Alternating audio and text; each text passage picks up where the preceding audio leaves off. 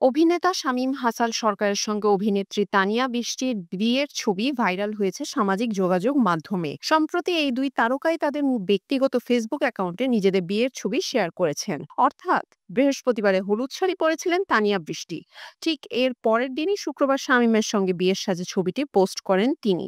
আগেও নাটকের দৃশ্যে বিয়ের সাজে দেখা মিলেছে শামীম তানিয়া, তবে শুরু থেকে বিষয়টি নিয়ে নীরব ভূমিকায় ছিলেন শামীম তানিয়া দুজনেই, যে কারণে ভক্তদের মাঝে নানা জল্পনা কল্পনা ও বিভ্রান্তির সৃষ্টি হয়। আর সেটি বুঝতে পেরে বিয়ে ও হলুদের ছবি গোমর ফাঁস করলেন তানিয়া।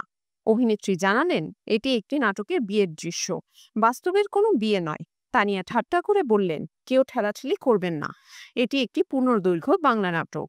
অভিনেত্রীর সুর শোনা গেল শামীমের কণ্ঠেও। এই অভিনেতা বললেন, অভিনন্দন এবং শুভকামনা জানানোর জন্য আপনাদের ধন্যবাদ। এটা আমাদের নতুন নাটকের শুটিং এর ছবি। চিয়ার্স।